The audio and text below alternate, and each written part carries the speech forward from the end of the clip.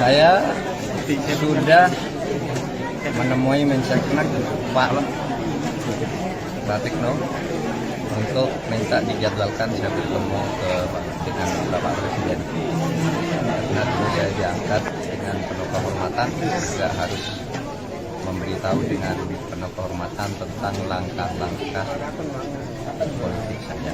Itu segi etiknya ya, kita sudah dia nunggu jadwal ketemu.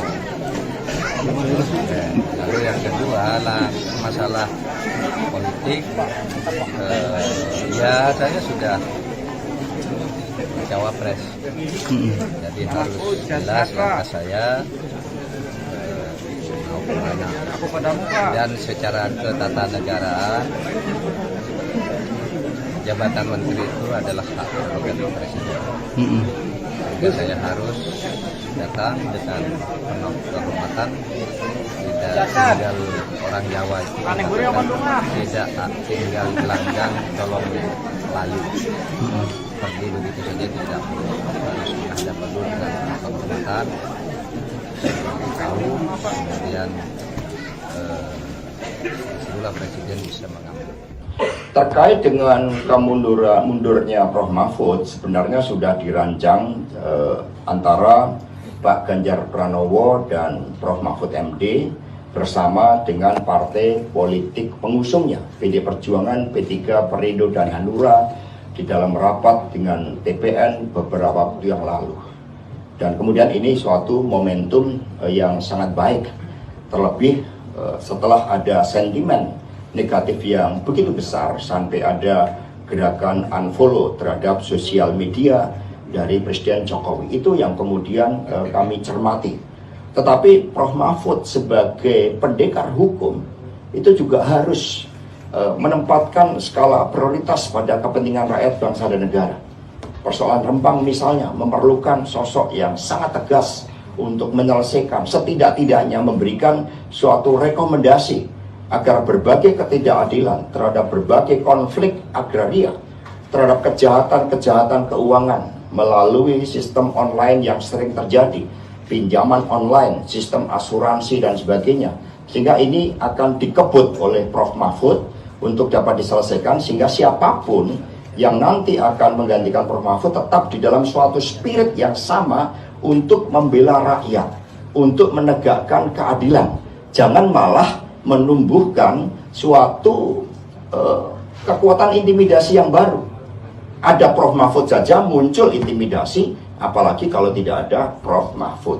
Nah, mundur tidaknya sudah disepakati bersama, hanya masalah menegakkan hukum untuk rakyat inilah yang dikebut oleh Prof. Mahfud untuk segera diselesaikan. Artinya sudah minta restu ke Bu Mega ya, Mas? Saya pribadi sebelum handphone itu disita ditanyakan sebenarnya siapa narasumber itu. Saya tidak menjawab, sampai ada beberapa pertanyaan beberapa kali soal itu. Saya tidak pernah menjawab, oleh karena itu kemudian penyidik sepertinya dari jawaban saya tidak mau memberikan informasi siapa narasumber saya lalu melakukan penyitaan. Awalnya kami bersikukuh untuk tetap mempertahankan, sampai kemudian penyidik akhirnya mengeluarkan surat penetapan pengadilan pertanggal 24 atau 2 hari sebelumnya ya, 24 Januari 2024, yang kemudian menunjukkan bahwa ada permohonan penyitaan tersebut dari penetapan Pengadilan Negeri Jakarta Selatan. Saya bilang ke tim hukum saya bahwa saya tetap tidak mau, tapi ada potensi pasal baru yang akan muncul, yakni obstruction of justice misalnya, atau perintahan penyidikan yang akan muncul dengan ancaman hukuman 10 tahun ketika saya tidak memberikan HP saya. Dan saya tidak punya upaya lagi untuk kemudian menahan itu.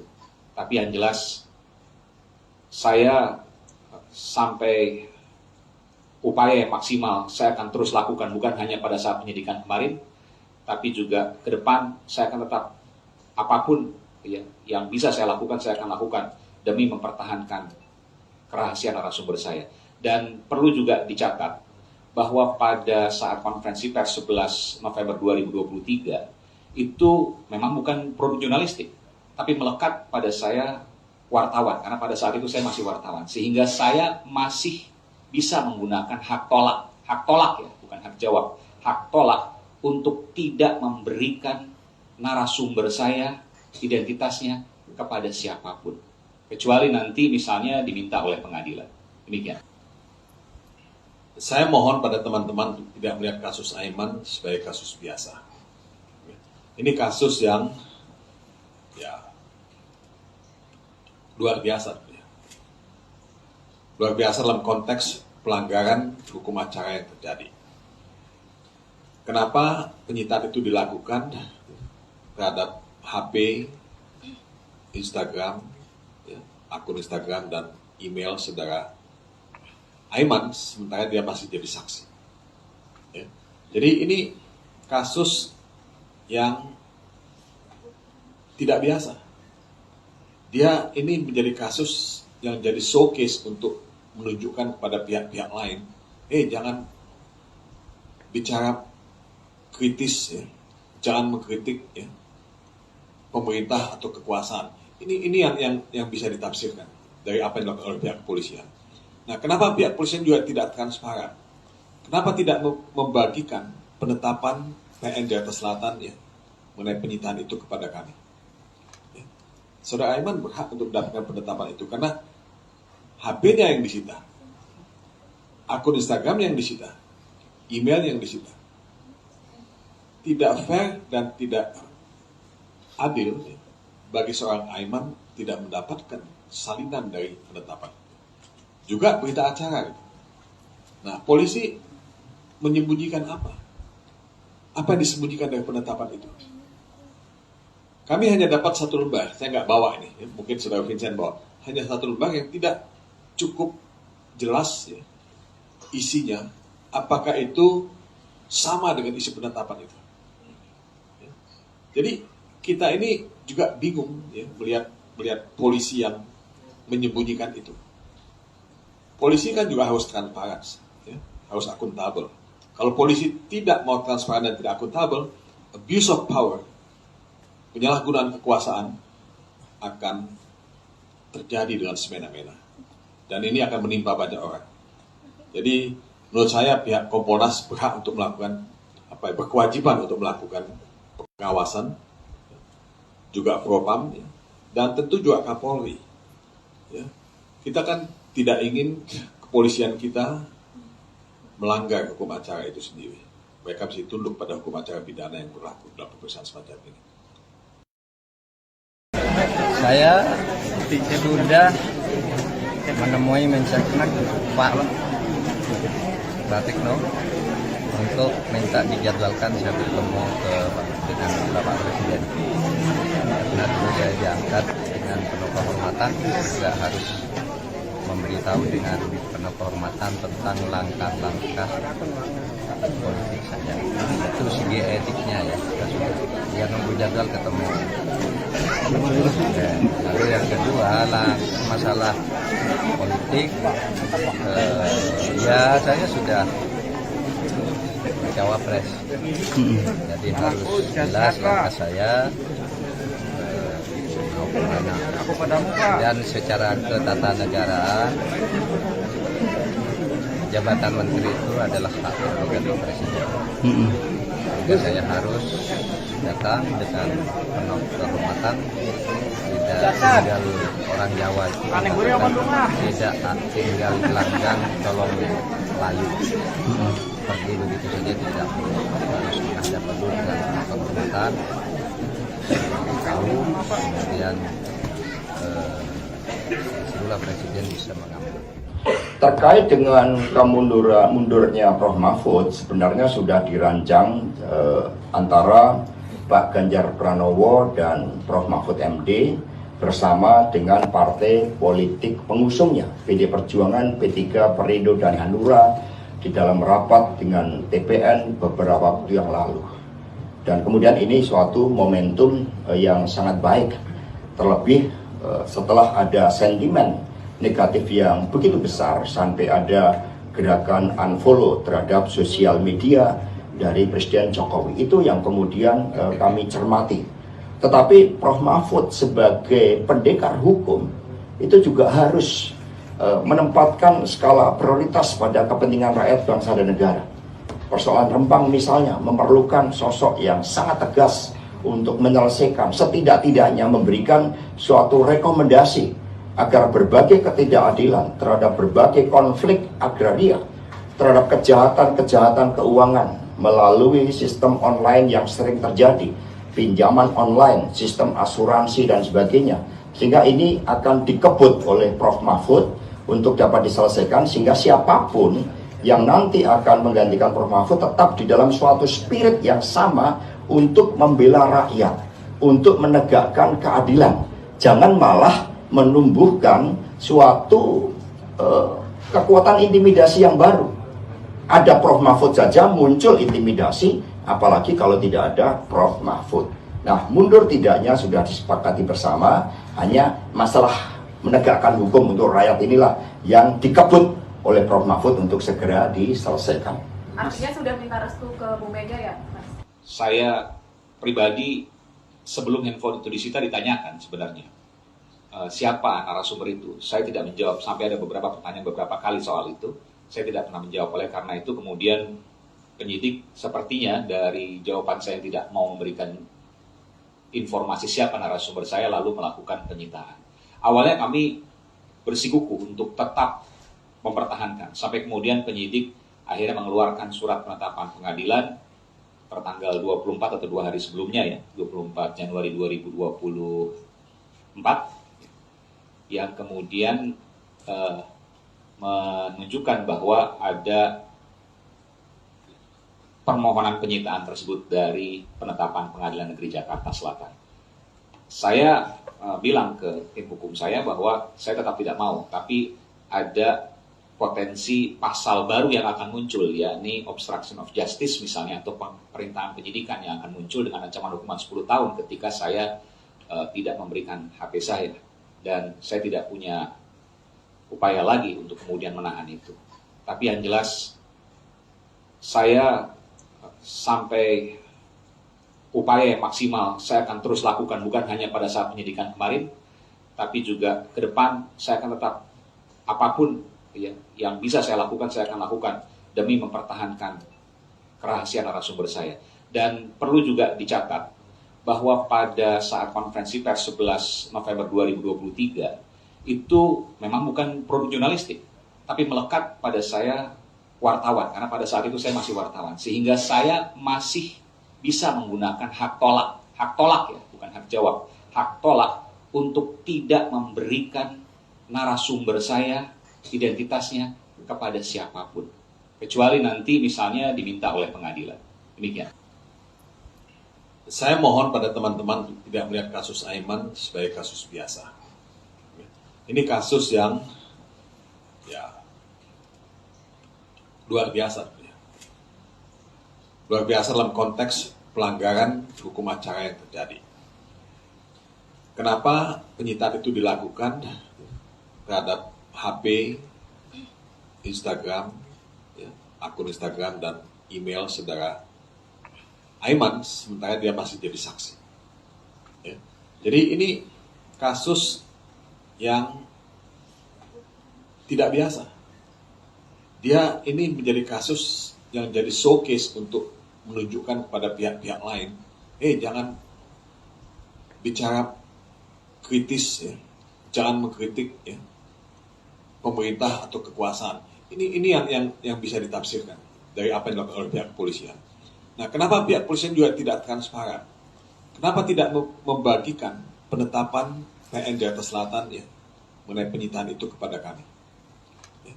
Saudara Aiman berhak untuk mendapatkan penetapan itu karena HP-nya yang disita, akun Instagram yang disita, email yang disita.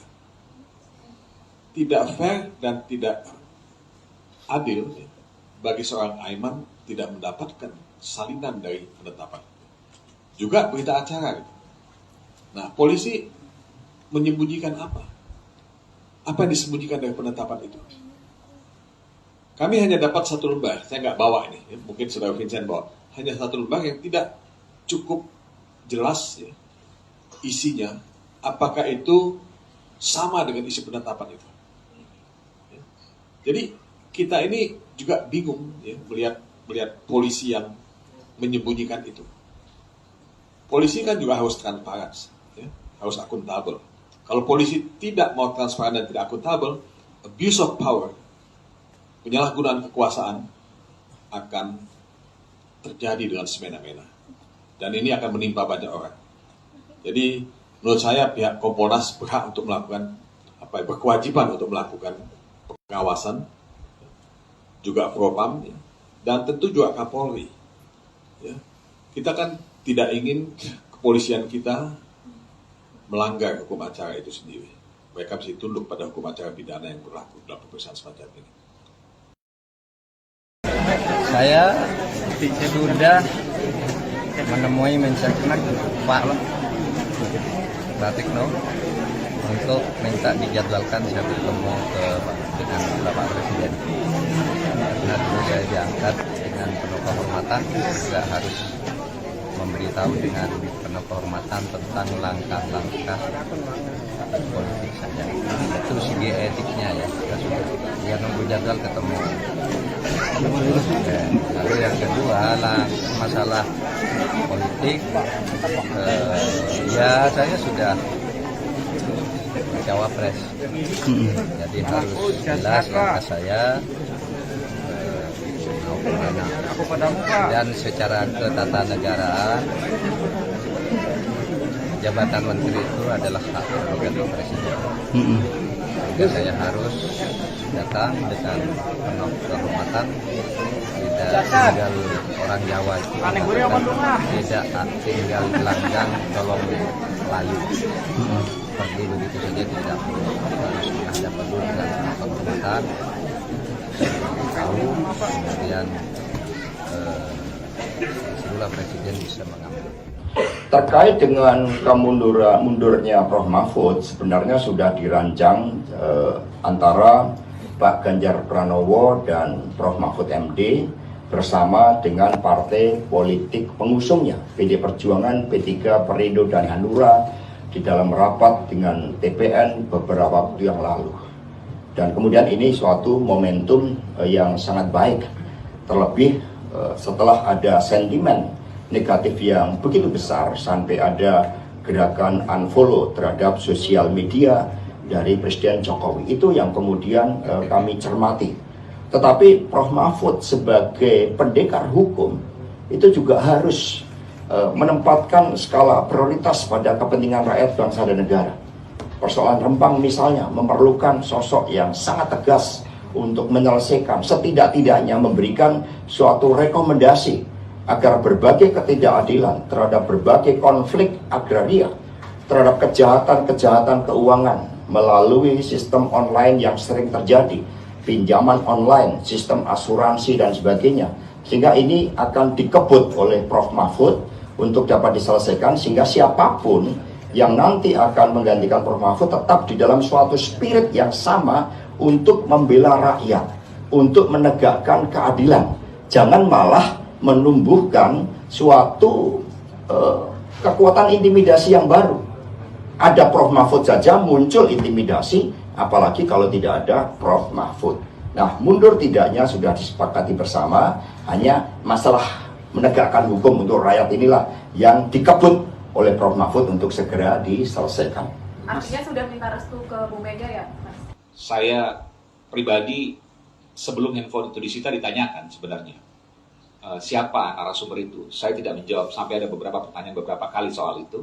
Saya tidak pernah menjawab. Oleh karena itu kemudian penyidik sepertinya dari jawaban saya tidak mau memberikan informasi siapa narasumber saya, lalu melakukan penyitaan.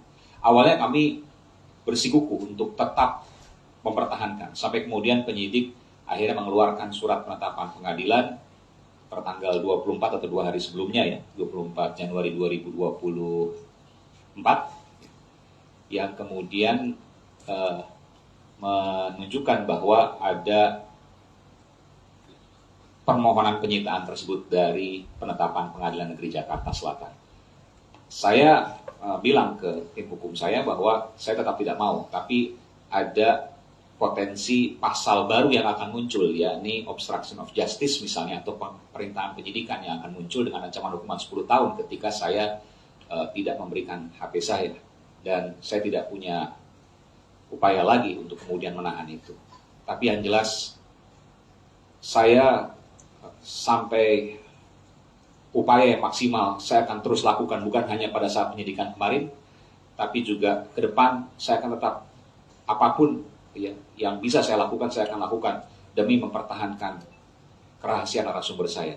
Dan perlu juga dicatat bahwa pada saat konferensi pers 11 November 2023 itu memang bukan produk jurnalistik, tapi melekat pada saya wartawan, karena pada saat itu saya masih wartawan, sehingga saya masih bisa menggunakan hak tolak ya, bukan hak jawab, hak tolak untuk tidak memberikan narasumber saya, identitasnya kepada siapapun, kecuali nanti misalnya diminta oleh pengadilan.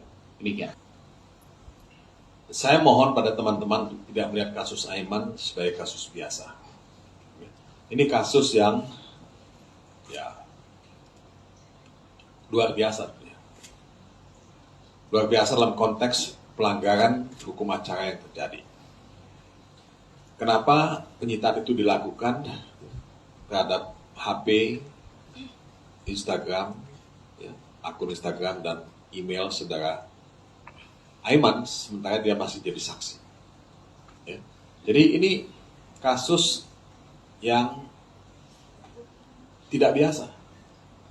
Dia ini menjadi kasus yang jadi showcase untuk menunjukkan kepada pihak-pihak lain, jangan bicara kritis, ya.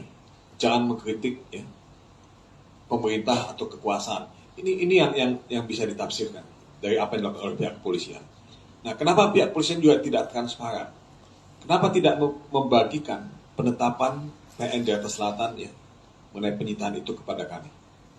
Ya. Saudara Aiman berhak untuk mendapatkan penetapan itu karena HP-nya yang disita, akun Instagram yang disita, email yang disita.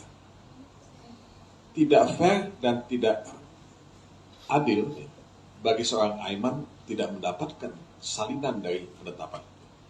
Juga berita acara. Nah, polisi menyembunyikan apa? Apa yang disembunyikan dari penetapan itu? Kami hanya dapat satu lembar, saya nggak bawa ini, ya. Mungkin saudara Vincent bawa. Hanya satu lembar yang tidak cukup jelas ya, isinya, apakah itu sama dengan isi penetapan itu. Ya. Jadi kita ini juga bingung ya, melihat polisi yang menyembunyikan itu. Polisi kan juga harus transparan, ya, harus akuntabel.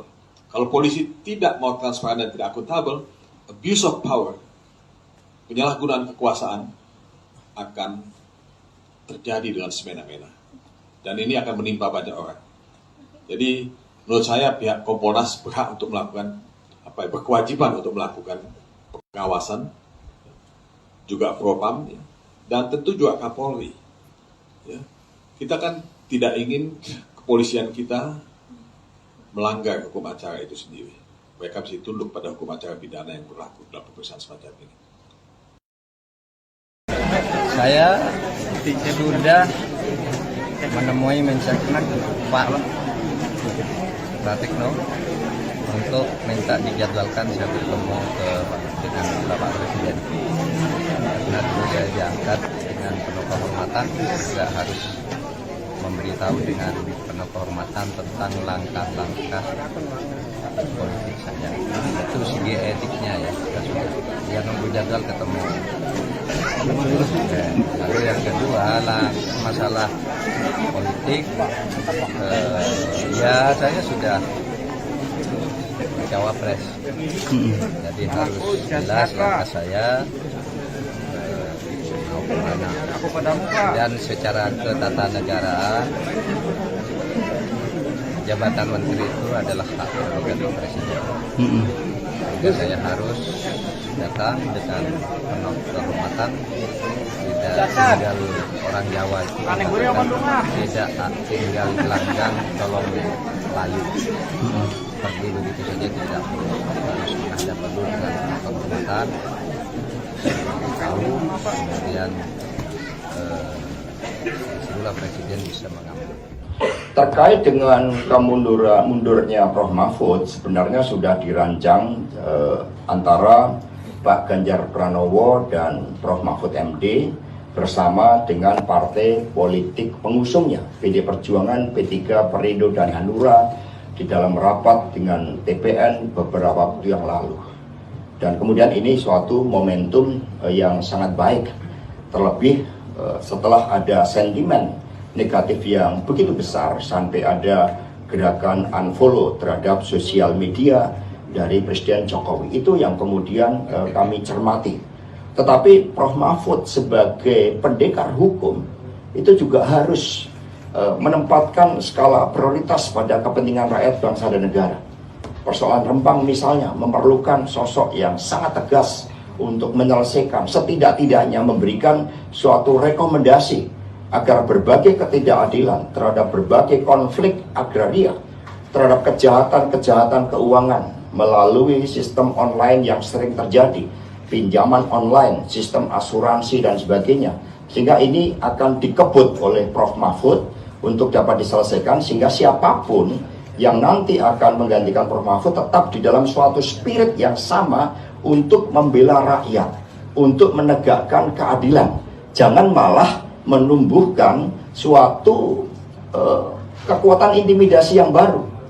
Ada Prof. Mahfud saja muncul intimidasi, apalagi kalau tidak ada Prof. Mahfud. Nah, mundur tidaknya sudah disepakati bersama, hanya masalah menegakkan hukum untuk rakyat inilah yang dikebut oleh Prof. Mahfud untuk segera diselesaikan. Artinya sudah minta restu ke Bu Mega ya, Mas? Saya pribadi sebelum handphone itu disita ditanyakan sebenarnya siapa narasumber itu. Saya tidak menjawab, sampai ada beberapa pertanyaan beberapa kali soal itu. Saya tidak pernah menjawab. Oleh karena itu kemudian penyidik sepertinya dari jawaban saya tidak mau memberikan informasi siapa narasumber saya, lalu melakukan penyitaan. Awalnya kami bersikukuh untuk tetap mempertahankan, sampai kemudian penyidik akhirnya mengeluarkan surat penetapan pengadilan tertanggal 24 atau 2 hari sebelumnya ya, 24 Januari 2024, yang kemudian menunjukkan bahwa ada permohonan penyitaan tersebut dari penetapan Pengadilan Negeri Jakarta Selatan. Saya bilang ke tim hukum saya bahwa saya tetap tidak mau, tapi ada potensi pasal baru yang akan muncul, yakni obstruction of justice misalnya, atau perintahan penyidikan yang akan muncul dengan ancaman hukuman 10 tahun ketika saya tidak memberikan HP saya. Dan saya tidak punya upaya lagi untuk kemudian menahan itu.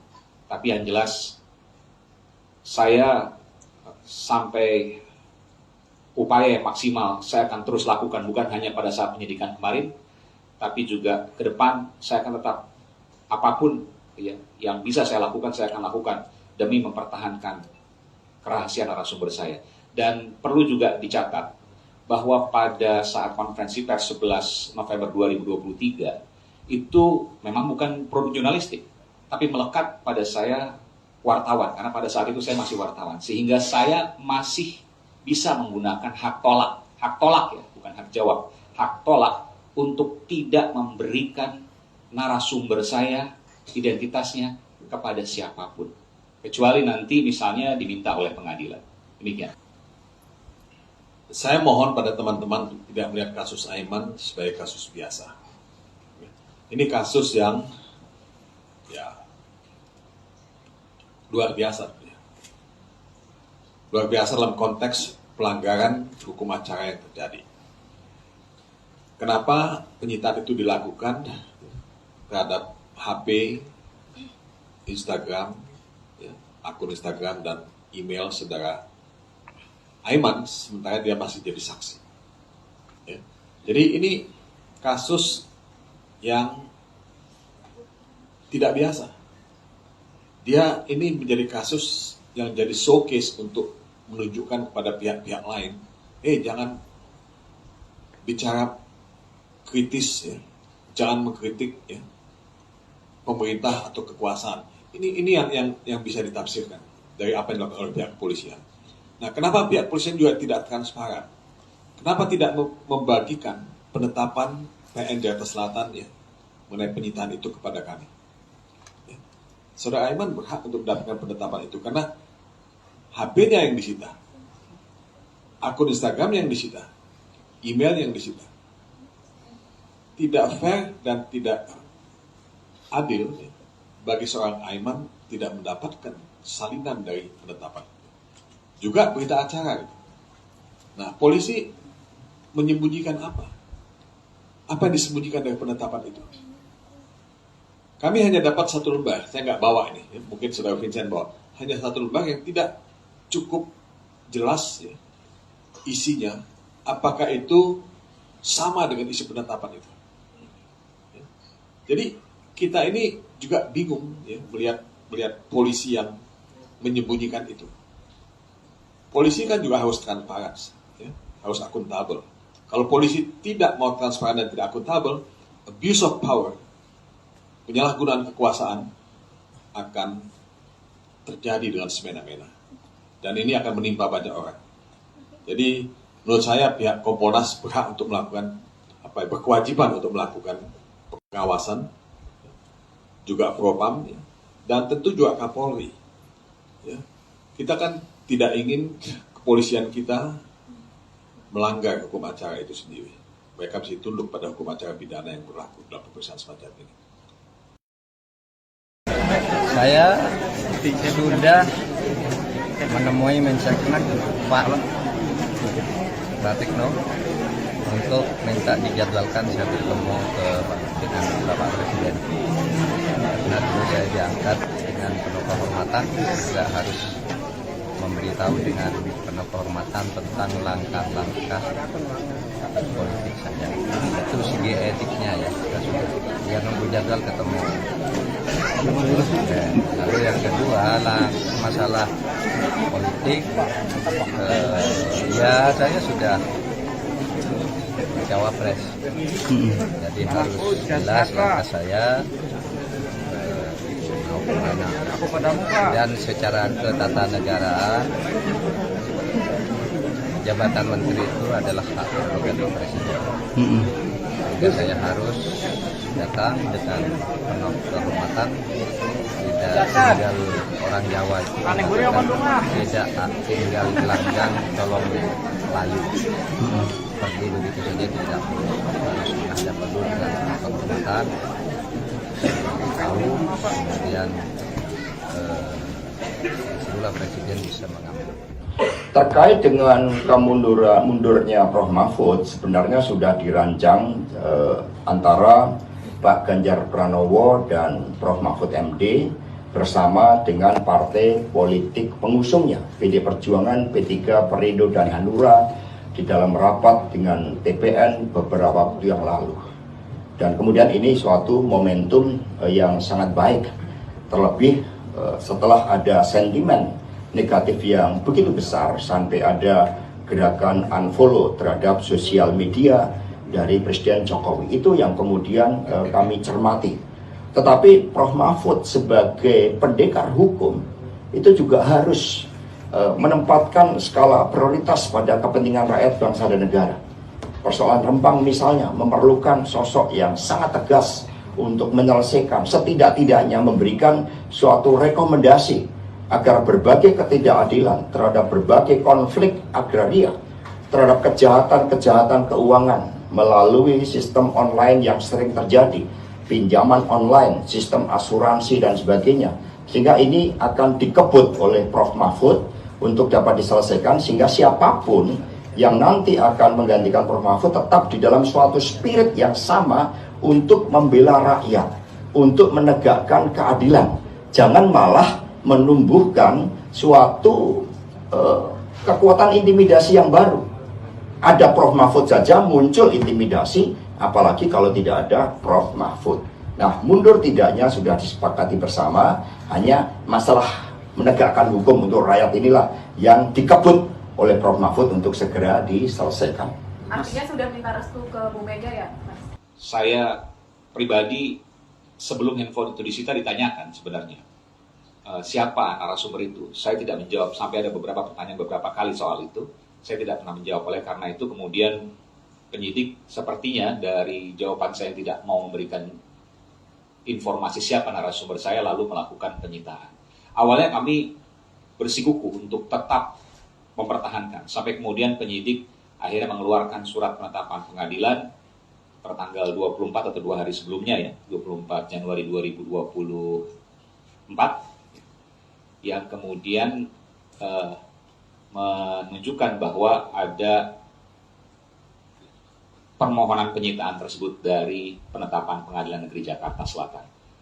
Saya bilang ke tim hukum saya bahwa saya tetap tidak mau, tapi ada potensi pasal baru yang akan muncul, yakni obstruction of justice misalnya, atau perintahan penyidikan yang akan muncul dengan ancaman hukuman 10 tahun ketika saya tidak memberikan HP saya.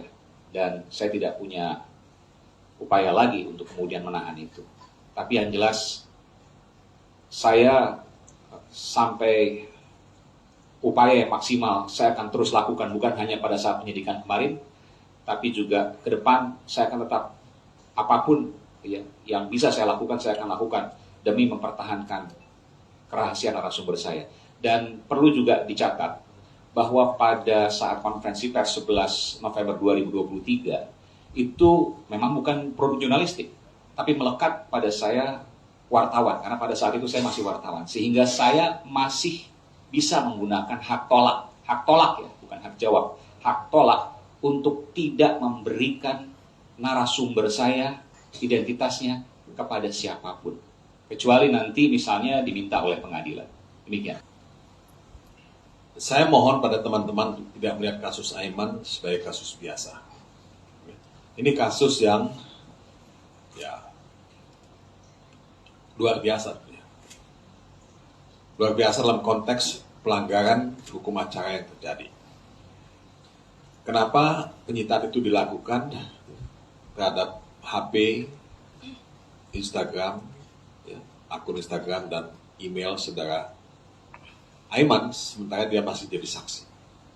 Ya. Jadi ini kasus yang tidak biasa. Dia ini menjadi kasus yang jadi showcase untuk menunjukkan kepada pihak-pihak lain, jangan bicara kritis, ya. Jangan mengkritik ya, pemerintah atau kekuasaan. Ini yang bisa ditafsirkan dari apa yang dilakukan oleh pihak kepolisian. Nah, kenapa pihak kepolisian juga tidak transparan?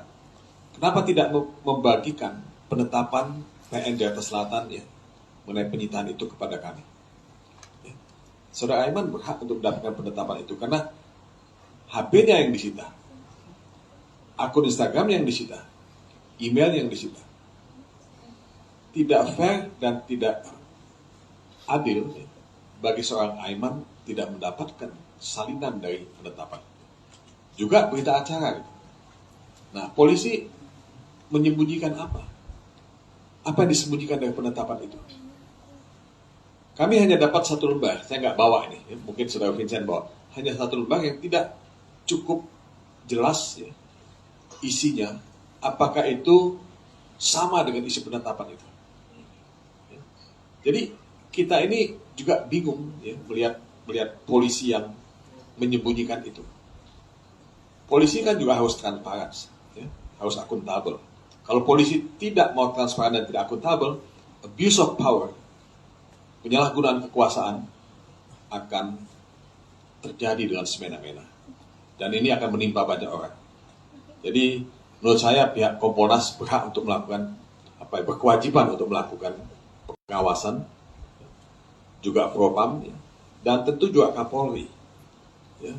Kita kan tidak ingin kepolisian kita melanggar hukum acara itu sendiri.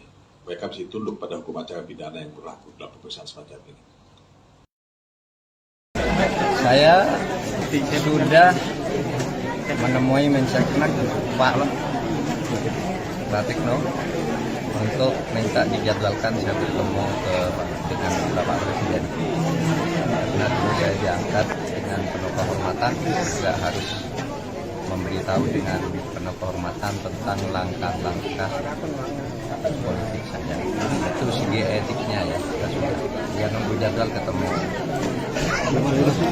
Lalu yang kedua lah masalah politik, ya saya sudah cawapres, jadi harus jelas langkah saya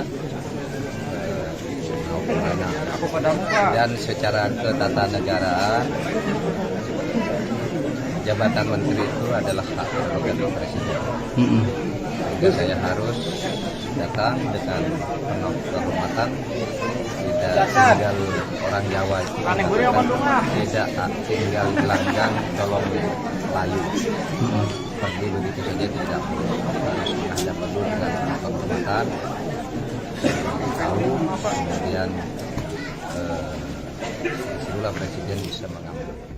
Terkait dengan mundurnya Prof. Mahfud, sebenarnya sudah dirancang antara Pak Ganjar Pranowo dan Prof. Mahfud MD bersama dengan partai politik pengusungnya, PD Perjuangan, P3, Perindo, dan Hanura di dalam rapat dengan TPN beberapa waktu yang lalu. Dan kemudian ini suatu momentum yang sangat baik, terlebih setelah ada sentimen negatif yang begitu besar sampai ada gerakan unfollow terhadap sosial media dari Presiden Jokowi. Itu yang kemudian kami cermati. Tetapi Prof. Mahfud sebagai pendekar hukum itu juga harus menempatkan skala prioritas pada kepentingan rakyat, bangsa, dan negara.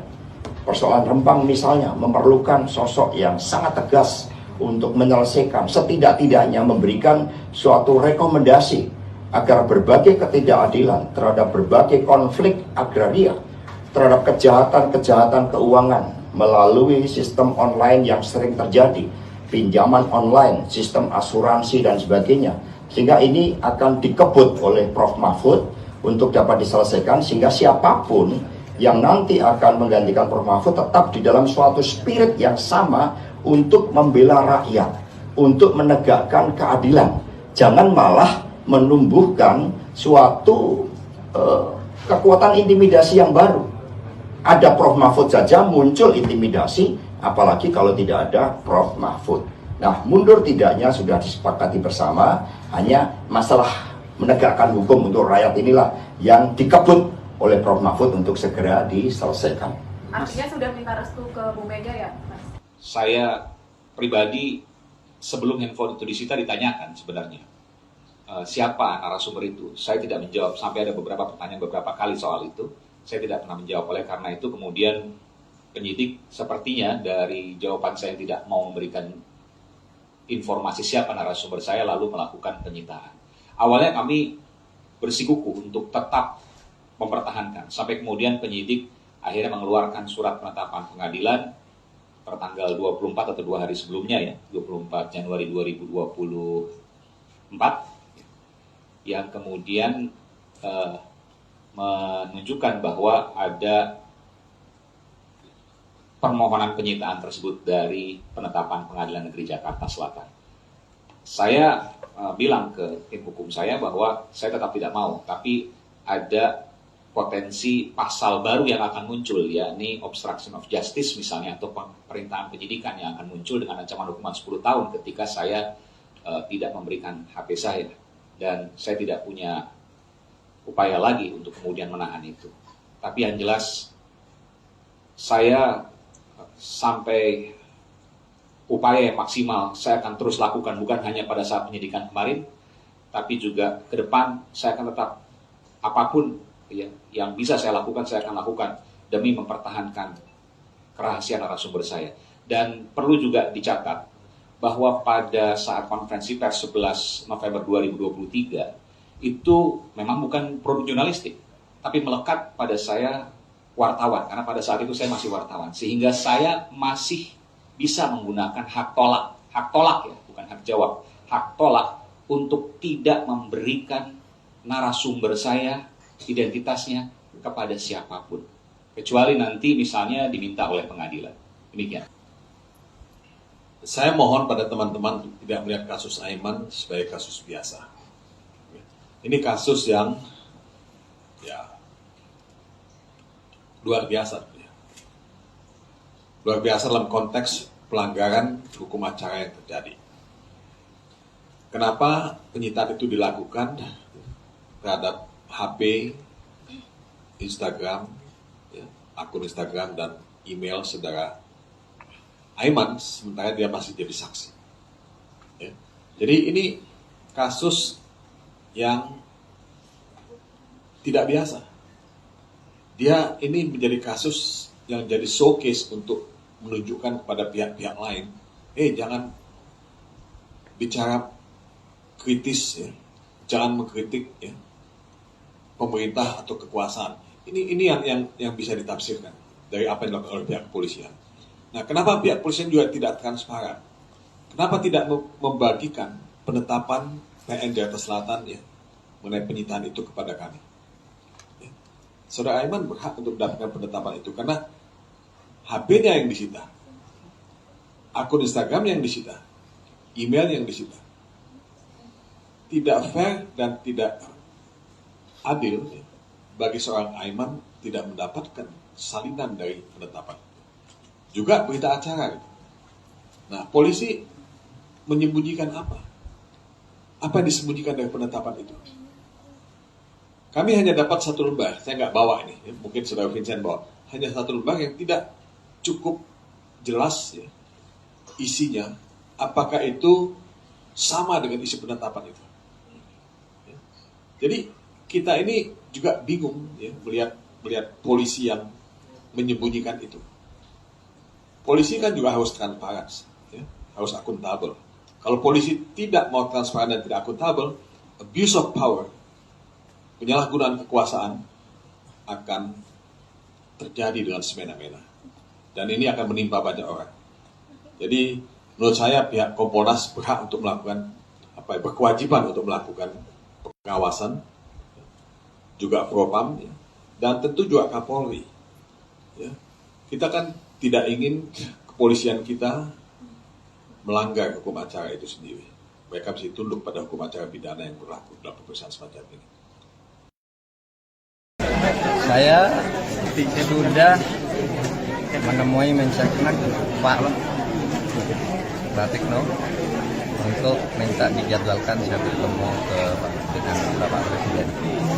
Karena dulu saya diangkat dengan penuh kehormatan, juga harus memberitahu dengan penuh kehormatan tentang langkah-langkah politik saja. Itu segi etiknya ya, kita sudah dia nunggu jadwal ketemu. Lalu yang kedua lah masalah politik, ya saya sudah cawapres, jadi harus jelas langkah saya mau kemana. Dan secara ketatanegaraan jabatan menteri itu adalah hak prerogatif presiden. Jadi saya harus datang dengan penuh kehormatan, tidak tinggal orang Jawa itu tidak tinggal gelanggang tolong layu pergi begitu saja, tidak harus menghadap perlu dengan kehormatan, tahu kemudian seluruh presiden bisa mengambil. Terkait dengan mundurnya Prof. Mahfud, sebenarnya sudah dirancang antara Pak Ganjar Pranowo dan Prof. Mahfud MD bersama dengan partai politik pengusungnya, PD Perjuangan, P3, Perindo, dan Hanura di dalam rapat dengan TPN beberapa waktu yang lalu. Dan kemudian ini suatu momentum yang sangat baik, terlebih setelah ada sentimen negatif yang begitu besar sampai ada gerakan unfollow terhadap sosial media dari Presiden Jokowi. Itu yang kemudian kami cermati. Tetapi Prof. Mahfud sebagai pendekar hukum itu juga harus menempatkan skala prioritas pada kepentingan rakyat, bangsa, dan negara. Persoalan Rempang misalnya memerlukan sosok yang sangat tegas untuk menyelesaikan, setidak-tidaknya memberikan suatu rekomendasi agar berbagai ketidakadilan terhadap berbagai konflik agraria, terhadap kejahatan-kejahatan keuangan melalui sistem online yang sering terjadi, pinjaman online, sistem asuransi, dan sebagainya. Sehingga ini akan dikebut oleh Prof. Mahfud untuk dapat diselesaikan, sehingga siapapun yang nanti akan menggantikan Prof. Mahfud tetap di dalam suatu spirit yang sama untuk membela rakyat, untuk menegakkan keadilan. Jangan malah menumbuhkan suatu kekuatan intimidasi yang baru. Ada Prof. Mahfud saja muncul intimidasi, apalagi kalau tidak ada Prof. Mahfud. Nah, mundur tidaknya sudah disepakati bersama, hanya masalah menegakkan hukum untuk rakyat inilah yang dikebut oleh Prof. Mahfud untuk segera diselesaikan. Artinya sudah minta restu ke Bu Mega ya, Mas? Saya pribadi sebelum handphone itu disita ditanyakan sebenarnya siapa narasumber itu. Saya tidak menjawab, sampai ada beberapa pertanyaan beberapa kali soal itu. Saya tidak pernah menjawab, oleh karena itu kemudian penyidik sepertinya dari jawaban saya yang tidak mau memberikan